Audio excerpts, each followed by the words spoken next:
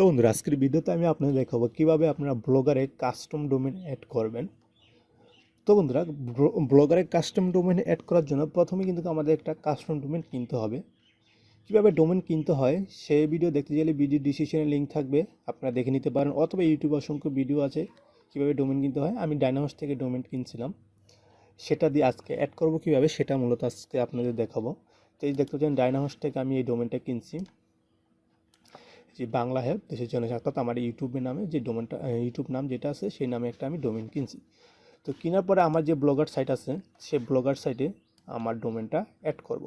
তো আমি কিন্তু এর আগে এই ওয়েবসাইটে অন্য একটা ডোমেন অ্যাড করছিলাম, প্রায় 1.5 বছরের মতো ছিল। তো ওই ডোমেনটা আমি আমার একটা কারণে আমি ওই ডোমেনটা রিনিউ করতে পারিনি, তো এক্সপায়ার হয়ে গেছে। আমি চাচ্ছি এখন আমার ইউটিউব চ্যানেলের নামে একটা ডোমেন ক্রিয়েট করতে, সেজন্য ক্রিয়েট করে এখন আমার অর্থাৎ এই আমার যেই ব্লগার ওয়েবসাইটটা আছে এটার মধ্যে আমি আমার ওই ডোমেনটা অ্যাড করবো, অর্থাৎ এই যে বাংলা হেল্প 244 এই ডোমেনটা অ্যাড করবো। তো সেজন্য প্রথমে আমাদের কী করতে হবে, এই ব্লগার এবং এই ডাইনাহোস্টের অর্থাৎ যে ওয়েব অ্যাড্রেসটা আছে, অর্থাৎ ডোমেনটা আছে, এটা অ্যাড করার জন্য আমাদের প্রথমে কী করতে হবে, ব্লগারে অ্যাড করতে হবে। তো অ্যাড করার জন্য আমাদের থার্ড পার্টি একটা ওয়েবসাইট ব্যবহার করতে হবে। তো আগে যেই পদ্ধতি ছিল, আগে অসংখ্য ভিডিও আছে, ওইভাবেই আমি আগে ডোমেনটা অ্যাড করছিলাম, বাট এখন কিন্তু আগের প্রসেসগুলো নাই, এখন নতুন প্রসেস হয়ে গেছে। সেই নতুন প্রসেসভাবে আপনাকে এই ব্লগারে অর্থাৎ কাস্টম ডোমেন অ্যাড করতে হবে। তো চলুন ভিডিও শুরু করি। প্রথমে আমাদের কি করতে হবে, এই যে থার্ড পার্টি আমাদের ওয়েবসাইট আছে সেই ওয়েবসাইটের নাম হলো cloudflare.com। এই ওয়েবসাইটের লিঙ্কটা ভিডিও ডিসক্রিপশনে আমি দিয়ে দেবো। তো অবশ্যই আপনারা এই তিনটে ইন্টারফেস আনার, প্রথমে ব্লগারের ইন্টারফেসটা এনে রাখবেন, তারপর আপনার যে ডোমেনটা আছে সেটা ইন্টারফেসটা এনে রাখবেন, তারপর আপনার এই যে cloudflare.com এই ওয়েবসাইটটা আছে এটার ভিতরে আপনারা লগ ইন করবেন। অবশ্যই ভিডিও ডিসক্রিপশনে লিঙ্ক দেওয়া থাকবে। তো প্রথমে আমাদের যে cloudflare.com এখানে আমাদের সাইন আপ করতে হবে। তো আমি সাইন আপে চলে গেলাম। তো এটা লোডিং নিক, তো আমরা এখানে একটা কাজ করি। তো এর কাজটা হলো এটাই, আমাদের যে ডোমেনটা আছে ডোমেনটা আমরা কপি করব। কপি করার পরে আমরা ব্লগার পোস্টে চলে যাব। যাওয়ার পর আমরা এখান থেকে সেটিংয়ে চলে যাব। সেটিং দেখি, হ্যাঁ ক্লাউড, হ্যাঁ আইছে। আমি 1 মিনিট, আমি এখানে, তো এখানে আসার পরে আমরা কি করব, সেটিং থেকে আমরা এখান থেকে কাস্টম ডোমেনে চলে যাব। হ্যাঁ জি, ব্লগার কাস্টম ডোমেন। তারপরে আমাদের ডোমেনটা এখানে কপি করে দেবো, অবশ্যই www করে দেবেন। এখানে www. দেখি সেভে দিই কী হয়। আসলে সেভ হবে না, তো এরকম ইন্টারফেস থাকুক। তো এখানে আপনার কী করতে হবে, এখানে ডিটেলস বলে দেওয়া হয়েছে। আসলে এতটুকু লেখার মাধ্যমে যে একটা প্রসেস, এই প্রসেসটা বোঝা যায় না। আমিও আরেকজনের ভিডিও দেখে এই ভিডিওটা করতেছি। তো আশা করি ভিডিওটি করতে অনেক সময় লাগতেছে। যে ভিডিওটি ভালো লাগলে অবশ্যই চ্যানেলটি সাবস্ক্রাইব করবেন। তো আমরা ক্লাউডফ্লেয়ারে চলে আসলাম। আসার পর আমরা এখানে একটা মেল দেবো। তো আমাদের মেলটা দিলাম।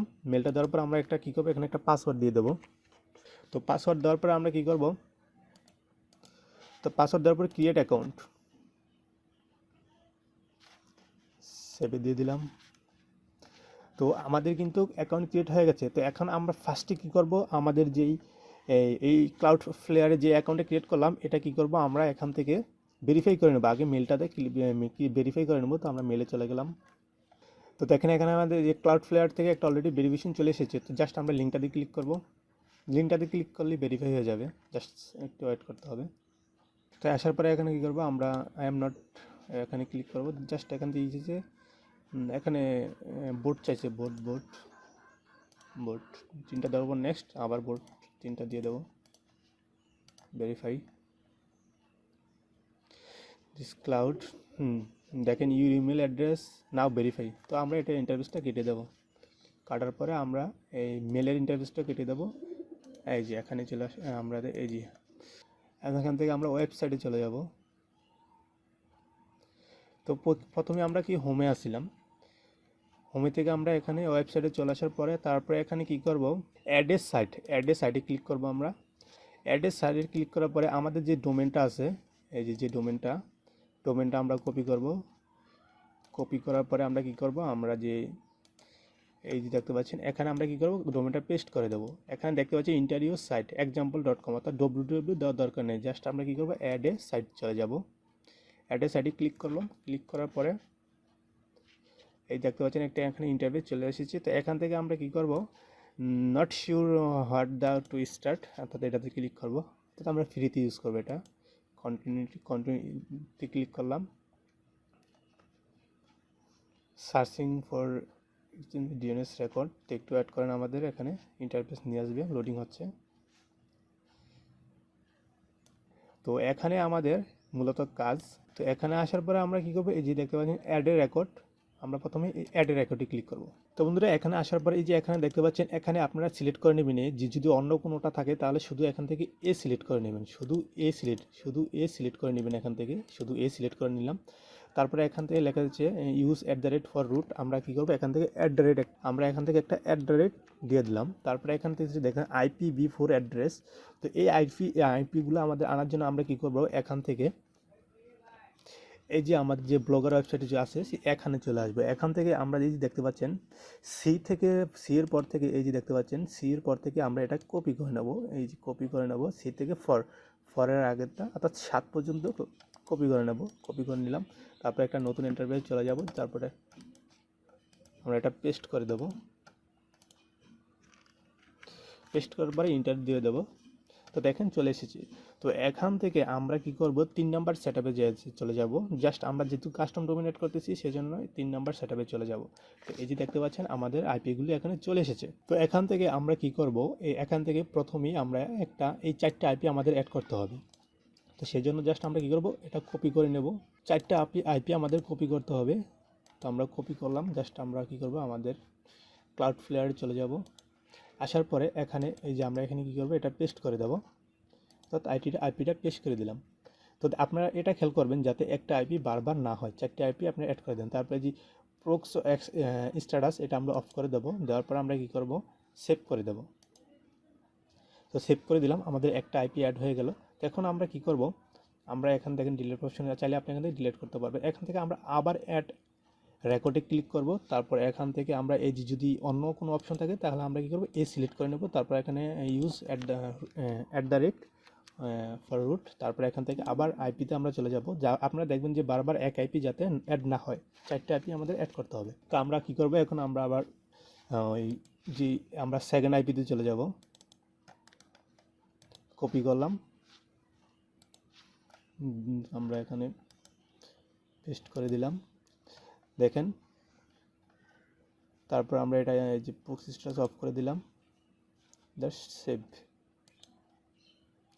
তো এখন দেখতে পাচ্ছেন প্রথমে 32, তারপর 34, তারপর আবার আমরা অ্যাড এ রেকর্ডে ক্লিক করব। অ্যাড এ রেকর্ডে ক্লিক করার পরে আমরা ব্যবহার করব। তারপর আমরা আবার থার্ড আইপিটা ব্যবহার করব। সেভাবে আপনারা করে নেবেন। তারপর প্রক্সি স্ট্যাটাস অফ, তারপর আবার সেভ। এখানে কোনো কিছু ভুল করা যাবে না, এখানে অবশ্যই আপনার ভিডিওটা ভালো করে দেখবেন। তারপর আবার অ্যাড এ রেকর্ড, তারপরে এই যে এতে থাকবে, তারপর এখান থেকে ইউজ করব। তারপর আমরা 4 নাম্বার যেই আইপিটা আছে 38, এগুলো যদি আপনি ঠিক মতন অ্যাড না করেন তাহলে কিন্তু আপনার ডোমেন কাজ করবে না। তো আমরা এখানে দিয়ে দিলাম, দেওয়ার পরে এখান থেকে অফ করে দিলাম প্রক্সি স্ট্যাটাস, তারপর এখান থেকে সেভ। হ্যাঁ, আমাদের অ্যাড হয়ে গেছে, 4টে আইপি কিন্তু আমাদের অ্যাড এখন হয়ে গেছে। তো আপনি দেখবেন যাতে একটা আইপি বারবার অ্যাড হয়েছে কিনা এটুকু আপনারা দেখে নেবেন। তো বন্ধুরা আমাদের যে আইপিগুলো আছে আইপিগুলো কিন্তু অ্যাড করা হয়ে গেছে। তো এখন আমাদের এখানে আবার অ্যাড এ রেকর্ডে ক্লিক করতে হবে। তো অ্যাড এ রেকর্ডে ক্লিক করার পরে এখন আমাদের এখানে ব্লগারে চলে যাই। এই যে এখানে দেখতে পাচ্ছেন নেম, ডেস্টিনেশন, এই যে আমি আপনাদের দেখা দিচ্ছি। আমরা এখানে প্রথমে কী করব, এখানে আসার পরে আমরা এখান থেকে কী করব, এখানে আমরা ইউজ করব এই যে আমরা এতক্ষণ কিন্তু আইপি অ্যাড করলাম অর্থাৎ এখন আমরা এখানে সিলেক্ট করব সি নেম। এই যে দেখতে পাচ্ছেন সি নেম ফুল দেখা যাচ্ছে, সি নেম আমরা এখানে সিলেক্ট করব সি নেম। আমরা এখান থেকে সি নেম সিলেক্ট করবেন। তারপরে এখানে আমরা কী করব, www ব্যবহার করব, www ব্যবহার করব। তারপরে এখানে টার্গেটের জায়গায় কী দেবো, আমরা এখানে ব্লগারে চলে গেলাম। এই যে আমরা www দেওয়ার পরে টার্গেটের gs.com আমরা এটা দিয়ে দেবো টার্গেটের জায়গায়, জাস্ট এটা দিয়ে দেবো, স্পেস থাকলে কেটে দেবো। তো দেওয়ার পরে জাস্ট আমরা প্রক্সি স্ট্যাটাস অফ করে দেবো। অফ করার পরে আমরা কি করব, এখানে সেভে ক্লিক করে দেবো। তো আমাদের সিনেমটা কিন্তু অ্যাড হয়ে গেল। তো বন্ধুরা এখন আমরা কী করবো, আবার আমরা কী করবো, অ্যাডের রেকর্ডে ক্লিক করবো। অ্যাডের রেকর্ডে ক্লিক করার পরে এখান থেকে আমরা আবার সিলেক্ট করবো সি নেম, এই যে সি নেম সিলেক্ট করার পরে নেম কি আমাদের নেম হলো। তো আমরা এখানে নেম সিলেক্ট করবো, এই যে দেখতে পাচ্ছেন নেম এখান থেকে সিলেক্ট করবো, এই যে এখান থেকে এ পর্যন্ত কমা বাদ দিয়ে দিবেন কিন্তু। দেওয়ার পরে আমরা চলে যাব এখানে আসার পরে আমরা পেস্ট করে দিলাম। তো পেস্ট করার পরে এখান থেকে আমাদের টার্গেট হলো এখান থেকে এই যে ডেস্টিনেশন, এখান থেকে জিবি থেকে শুরু করে। তো আমরা এখান থেকে টার্গেট জিবি থেকে আমরা জিবি থেকে .com পর্যন্ত আমরা কপি করলাম। তারপর আমরা চলে যাব ক্লাউডফ্লায়ারে। আসার পরে আমরা এখানে টার্গেটে পেস্ট করে দেব। তারপর আমরা যে পোস্ট স্ট্যাটাস আছে এটা অফ করে জাস্ট আমরা কী করবো, সেভে দিয়ে দেবো। তো এখানে আসার পরে আমাদের আইপিগুলো অ্যাড করা হয়ে গেছে। তারপর আমাদের সব কিছু কিন্তু অ্যাড করা হয়ে গেছে। তো এখন আমরা কী করব, কন্টিনিউতে ক্লিক করব। তো কন্টিনিউতে চেঞ্জ ইউর নেম সার্ভার। তো চেঞ্জ ইউর নেম সার্ভার এখন আমরা নেম সার্ভার চেঞ্জ করার জন্য এখন আমরা চলে যাব। তো change your name server change করার জন্য আমাদের চলে যেতে হবে যেখান থেকে আমরা ডোমেন কিনছি ওই ওয়েবসাইটে। তো আপনি দেখেন আমি কিন্তু আমার এটা নেম সার্ভারটা খুব সহজেই পেয়ে যেতেছি। দেখেন এখানে কিন্তু নেম সার্ভার লেখা আছে অলরেডি। তো আপনারা এখান থেকে নাও পেতে পারেন, কারণ আপনারা ডোমেন কিনছেন যে জায়গা থেকে, ওই জায়গা থেকে আপনারা একটু খুঁজে নেবেন। যেমন আমি আমার এই dynamos.com থেকে আমি ডোমেনটা কিনলাম। এখন আমি ডোমেনে ক্লিক করলাম। ডোমেনে ক্লিক করার পরে এখান থেকে আমি ম্যানেজিং ডোমেনে চলে গেলাম। ম্যানেজিং ডোমেনে চলে যাওয়ার পরে এখান থেকে নেম সার্ভারটা আমি পেয়ে যাবো। এই যে দেখতে পাচ্ছেন নেম সার্ভার, তো এখানে ক্লিক করলাম। তো এখান থেকে আমরা কি করব, আমাদের যে এই নেম সার্ভারগুলো আছে এগুলো আমরা কেটে দেবো। অর্থাৎ আমাদের যে নেম সার্ভার, অর্থাৎ আমরা যেখান থেকে কিনছি ডোমেন কিনছি ওখানে নেম সার্ভারগুলো এগুলো কেটে দেবো। কেটে দিলাম, সবগুলো কেটে দেবো। তো কেটে দিলাম। কেটে দেওয়ার পরে আমরা এখন চলে যাব ক্লাউডফ্লায়ারে। তো এখানে আসার পরে এখানে দেখতে পাচ্ছেন, এই যে আপনারা এখানে দেখতে পাচ্ছেন অ্যাডমিশন ইউর রেজিস্ট্রেশন, যেখান থেকে আমরা ডোমেন কিনছি। Log in your admission account for your domain registration, remove follow the managing. অর্থাৎ আমাদের ওই যে চারটা ছিল ওই চারটা কিন্তু আমরা ডিলিট করে ফেললাম। অর্থাৎ আপনাদের দেখানোর আগে কিন্তু এই যে এখানে কিন্তু ছিল, দেখেন এগুলো কিন্তু আমি ডিলিট করে ফেললাম। তো এখন আমরা কি করব, এই যে দেখতে পাচ্ছেন এই যে আমরা যে ক্লাউডফ্লায়ার থেকে যে দুইটা নেম সার্ভার পাইলাম এটা আমরা কপি করে নেব। এটা চাইলে আপনারা এভাবে কপি করতে পারেন, অথবা চাইলে আপনারা এখানে ক্লিক কপি দিলে কপি হয়ে যাবে। জাস্ট আমরা কী করবো, এখন আমাদের যেই সিনেম অর্থাৎ আমাদের যে ওয়েবসাইট আছে ওয়েবসাইটে চলে যাব, জাস্ট পেস্ট করে দেবো। প্রথমটাতে দিলাম, তারপর দেওয়ার পরে আমরা আবার চলে যাব ক্লাউডফ্লায়ারে। চলে যাওয়ার পরে আমরা আবার সেকেন্ডবার ক্লিক করে কপি করলাম। কপি করার পরে আমরা আবার চলে গেলাম আমাদের যেখান থেকে আমরা অর্থাৎ ডোমেনটা কিনছি, চলে আসলাম। তো আমরা কিন্তু কপি করে দিয়ে দিলাম। তারপর আমরা কি করব, এখান থেকে এই নেম সার্ভার আমরা এখানে user default name server use custom name server enter the কলম। তো যেহেতু আমরা ইউজার নতুন দিলাম কাস্টম সার্ভার অর্থাৎ দিলাম, সেজন্য আমরা এখানে নিচেটাতে ক্লিক করে সেভ নেম সার্ভার চেঞ্জ অর্থাৎ নেম সার্ভার অর্থাৎ সেভ অথবা চেঞ্জ নেম সার্ভার দিলেই হয়ে যাবে। দেখেন উপরে লোডিং নিতেছে। তো চেঞ্জ সাকসেসফুল, অর্থাৎ আমাদের দেখেন চেঞ্জ সাকসেসফুল হয়ে গেছে।